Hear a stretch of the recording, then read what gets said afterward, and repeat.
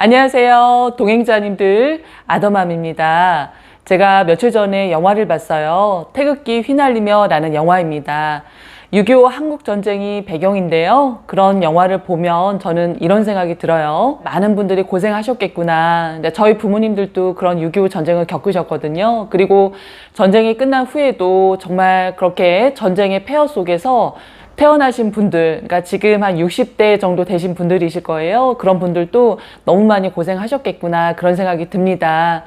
그때는 정말 빨리빨리 이런 문화가 생길 수밖에 없을 것 같아요. 그렇게 전쟁으로 무너진 건물 다시 일으켜 세우려면 빨리빨리 뭔가를 만들었어야 됐고, 너무 가난했기 때문에 부지런하게 일해서 먹고 사는 문제가 빨리 해결이 됐었어야 돼요. 그렇기 때문에 이런 문화가 있을 수밖에 없었겠다 이런 생각이 듭니다. 그런데 우리에게는 쉼이라는 것이 필요하고, 타인과 경쟁하면서 지쳐있던 그런 몸과 마음을 서로 상생하면서 지낼 수 있는 그런 방법들을 찾아나가면 좋을 것 같아요. 그래서 제가 찾은 방법, 이렇게 미국 주식에 투자하는 방법입니다.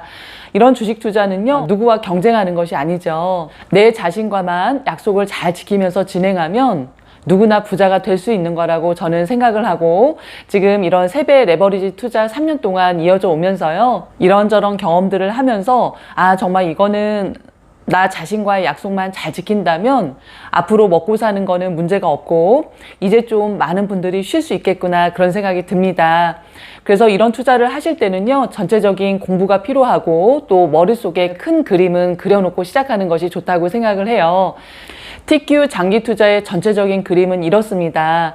오를 때는 많이 올라요. 그렇지만 어떤 큰 경제 위기를 만날 때는 마이너스 99.99%까지도 떨어질 수 있는 그런 상품이었습니다. 그럴 때 겁을 내지 않고 오히려 추가 매수를 하면서 긴 시간을 버텨오게 되면 나중에 경제가 다시 회복이 되어서 상승장을 만나게 되면 굉장히 큰 그런 수익률을 안겨다주는 상품이었습니다. 예를 들어 닷컴 버블 같은 그런 상황에서는요, 한 4년 정도 추가 매수를 했을 때 원금 회복이 되면서 그 이후에 굉장히 큰 수익이 됐었고요.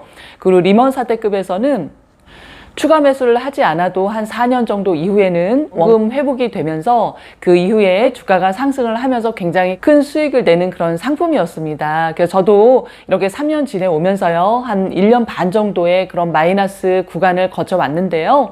그럴 때 충분히 저도 공부를 한 상태에서 투자를 했기 때문에 마이너스 99%까지 떨어진다고 했는데 한 마이너스 50% 정도까지 경험을 해봤고요. 그리고 그럴 때 당연히 싸게 살 수 있어서 돈만 더 많이 있었다면 더 많이 살 수 있었던 그런 상황이 있었습니다. 그리고 무한매수법이요, 한두 달 내에 단기적으로 수익을 내는 그런 투자법인데요. 지금 저는 쏙3라는 종목으로 진행하고 있습니다. 내가 투자할 금액을 40분할을 하고 매일매일 같은 금액을 사는 건데요. 맨 처음에는 지정가로 사도 되고 또 LOC로 사도 됐죠. 그리고 두 번째부터는 LOC로 사 나가는 건데, 만약에 계좌가 마이너스일 때는 그냥 지정가로 1회분을 다 사도 된다는 것, 그걸 기본으로 가져가는 거고요. 저는 이제 30분할로 지금 해 나가고 있습니다. 그리고 매도할 때는 수익률 10%를 기준으로 매도를 하는데, 이 부분은 각자 정하셔서 결정하면 될 것 같아요. 저 같은 경우는 수익률 10% 이상일 때, 아니면 3억짜리 계좌는 수익금 1,000만 원 이상일 때 지금 매도하고 있습니다. 전체적인 그림이 그려진 상태에서 각자 상황이나 생각에 따라서 꾸준히 투자를 하시면 되겠습니다. 책에 이런 얘기가 나와요.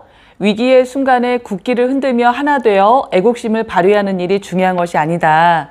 이 세상을 몇 번씩 파괴할 수 있는 무기를 축적하여 초강대국이 되는 것이나 군사력으로 전 세계를 종속시키는 것도 이 같은 사회를 만들기에 충분하지 않다. 왜냐하면 평화는 공포를 기반으로 해서는 이루어질 수 없기 때문이다. 비폭력은 우리 안에 잠재한 긍정적인 면이 밖으로 나타날 수 있도록 하는 것이다. 다른 사람에 대한 사랑과 존중, 이해, 감사, 연민, 배려가 우리 마음을 채우도록 하는 것이다. 이렇게 나옵니다. 저도 요즘에는 많은 분들이요, 배가 고픈 것이 아니라 마음이 고픈 것 같아요. 제가 좋아하는 단어 중에 하나는 선순환입니다. 내가 어떤 타인들에게 배려나 사랑을 베풀었을 때, 또 그분들이 저에게나 아니면 다른 분들에게 그런 선의를 베풀 때 그런 것들이 순환이 되어서 많은 긍정적인 기운이 생겨나게 하는 것, 제가 바라는 모습들인데요. 저희 자영업장을 찾아주시는 분들께 저는 앉아서 인사드린 적이 없습니다. 남녀노소 불문하고 또 많이 배웠든 적게 배웠든 뭐 옷차림이 어떻든지 간에 항상 일어나서 인사를 드리는 것 제 나름대로의 존중을 표하는 거고요. 그리고 저도 결혼할 때 많이 없어 봤어요. 그랬기 때문에 이번에 이제 오빠 집 매매하면서 들어오시는 분들께 보일러를 이제 고쳐드리겠다고 말씀을 드렸어요. 아직 고장은 나지 않았지만 저희 오빠가 지낸 지 한 15년, 16년이 됐기 때문에 이제 보일러가 조금 있으면 고장이 날 것 같아요. 그래서 아직은 괜찮더라도 미리 고쳐드리겠다고 말씀을 드렸어요. 그랬더니 그분께서 너무 좋아하셨어요. 한 100만 원 내외 하는 그런 금액으로 어떤 부부께는 그런 새로운 출발에 있어서 기분 좋게 출발하시게 될 거라는 생각으로 그렇게 했습니다. 그리고 이사를 하거나 할 때요, 이사 비용이 만약에 35만 원이다 그러면 5만 원 채워서 40만 원 드리고요, 식사비 같은 거 당연히 한 10만 원 정도 봉투에 넣어서 드리고, 뭐 사다리차 비용이 17만 원이다 그러면 20만 원 채워서 이렇게 드리고 있습니다. 커다란 돈은 아니지만 그래도 그분들께 조금이라도 더 드리고 싶은 그런 마음을 드리고 있어요. 우리가 살면서 각박한 세상이다 이렇게 말들은 하지만 저는 착한 사람들이 훨씬 많기 때문에 세상이 이렇게 잘 돌아간다고 생각을 하고요. 그래서 저도 제가 처한 그런 상황 안에서 할 수 있는 만큼 해나가고 있습니다. 저희 동행자님들 이런 세배 레버리지 상품으로 돈도 많이 버시고요. 그리고 생활 속에서 그런 좋은 나눔들 많이 하셔서 나도 기쁘고 상대도 기쁘게 해드리는 그런 멋진 분들 되셨으면 좋겠습니다. 감사합니다. 다음 주에 뵙겠습니다. 안녕히 계세요.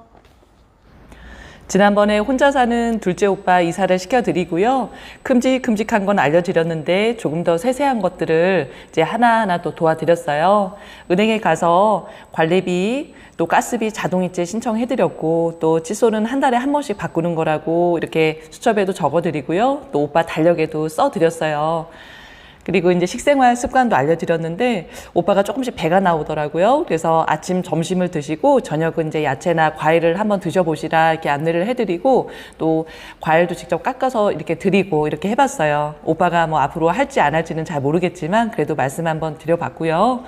그리고 행주도 이렇게 좀 삶아야 냄새도 없고 세균도 없어지잖아요. 그래서 이 부분도 한번 말씀을 드렸어요. 오빠가 이제 혼자 산 지 꽤 오래됐지만 이렇게 혼자 사는 어떤 연습을 특별히 하지는 않았던 것 같아요. 어서 뭐 배운 적도 없고. 그래서 제 방식을 말씀을 드렸고, 또 오빠가 또 선택을 하시겠죠. 본인의 방식, 그리고 또 제가 말씀드린 방식 이렇게 전해드렸을 때, 그리고 이제 제습기 트는 것도 같이 한번 해봤어요. 또 급할 때는 이제 직접 가서 이제 보여드리고 좀 이렇게 해야 소통을 잘 해야 오빠가 잘 이해를 하시는데, 급할 때는 또 문자로도 이렇게 또 보내드려야 한 번 더. 그래서 건조대에 이렇게 빨래 널었어도 습할 때는 잘 안 마르니까 방에다 놓고 제습기 한 번 더 틀으라고 이제 문자도 드려요. 그래서 그냥 뭐 사는 게 무엇인지 저는 잘 모르겠지만 이렇게 그냥 혼자서 독립해서 잘 지내면 그게 잘 사는 거 아닌가 이런 생각이 듭니다. 그래서 저희 60살이 넘은 저희 작은 오빠 혼자 사는 모습, 또 제가 도와드린 거 이렇게 한번 보여드립니다.